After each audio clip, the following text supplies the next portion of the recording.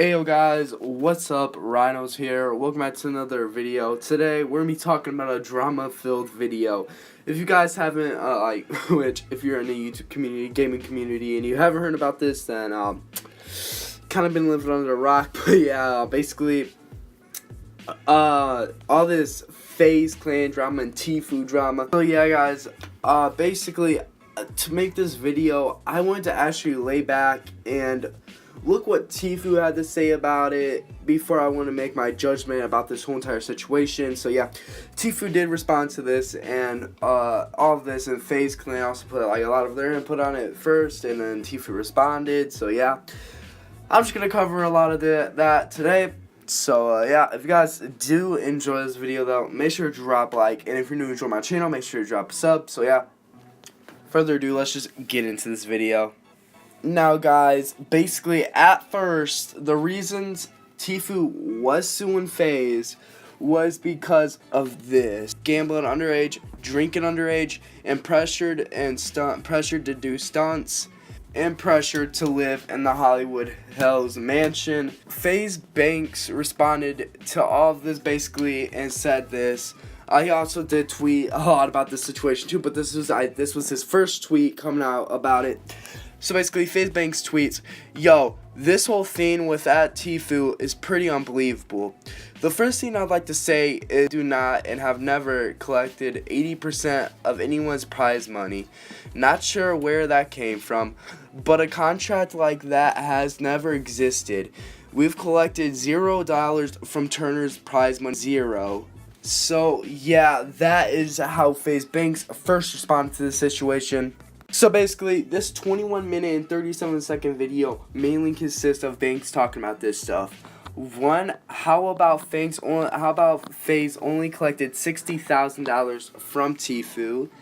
And two, you had Tfue saying that it was underage he was pressured to do underage gambling, where Banks said he didn't know where that came from, and then was pressured to drink underage. But it turned out that Tfue actually had this vlog about him basically drinking and having a good time underage, and FaZe had nothing to do with that, and basically pressured to do stunts. Now Tfue has been known to jump off of these large, Tfue has actually been known to actually jump off these large things. Not that Tfue was actually pressuring other FaZe members to jump off these other big, it turned out Tfue was actually pressuring these other people to jump off these big cliffs and all of that into the water, doing all that. But yeah, and then you have how he helped, and basically Banks was talking about how he helped Tfue a lot, which I'm not even gonna argue with that either, because Banks really did help out Tfue his career. If you actually think about it, he actually if you look at the scales, the moment that Tfue joined FaZe, his career skyrocketed, and basically how Banks just helped Tfue become have a career and all of that stuff, which Banks deserves credit for. Don't get me wrong, Banks actually really does deserve credit for what he did. But then you have other people making this argument saying that, oh, well, Tfue would have got big without FaZe or whatever. But still, in my opinion, FaZe, Banks still helped Tfue, get famous, at an early age, or, helped him a lot, because if he were to just get famous by himself, he would kind of go through a little bit of that struggle of, building up his own. But FaZe Banks kind of helped him do that earlier. He kind of helped him with, he helped him a lot with his career, basically, so he didn't really have to deal with those struggles. So yeah, that's what the video mainly consists of. Then the FaZe Twitter account tweeted that basically, first off, they only collected $60,000 from Tfue from all his prize winnings and all of that. And basically that 20% went to FaZe and 80% went to the player, which in this case would be Tfue. And they also said that they will continue to support him.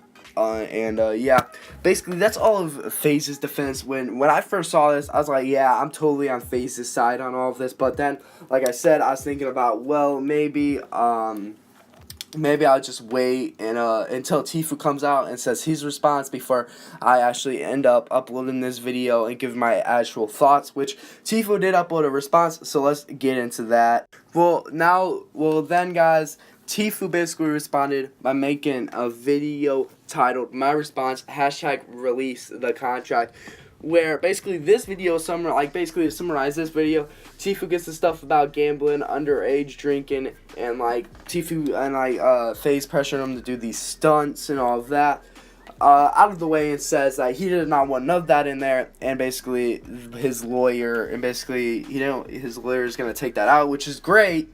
But then again, I saw PewDiePie's video about this, and PewDiePie said, well, your lawyer represents you. Lawyer wouldn't just put that in there. And then after that, Tfue talks about his FaZe contract and how it is very unfair and he wants out of it. And the contract did actually get leaked. Keemstar said it was 100% real. So yeah, I'm taking Keemstar's word. I'm taking Keemstar's word about this. But basically, when I first saw this contract, oh boy, wow. When I first saw this, I was like, if this contract is actually real, and I'd have to say, if I was Tfue, I would want to have this contract too. I'm being honest. So basically, you have this contract. Basically, okay, I'll read it out to you guys. The brand deals brought by FaZe. Tfue. The brand deals brought in by FaZe Clan. Tfue gets 20%. FaZe gets 80%. And then you got in-game stickers/merchandise. Tfue gets 50%. FaZe gets 50%. Brand deals brought in by Gamer, 50%. Tfue, FaZe, 50%. Then you got prize winnings, and then 80% Tfue, 20% FaZe. Wow. When I first saw this contract, I was like, wow, that's big. Coming in with prize winnings and all that. Basically, guys, this contract did seem pretty bad. But then people are making the argument saying, why should Tfue even sign it in the first place? Well, and then I saw another standpoint where basically someone was answering that question saying Tfue was basically maybe Tfue needed that money. He just decided to sign it. I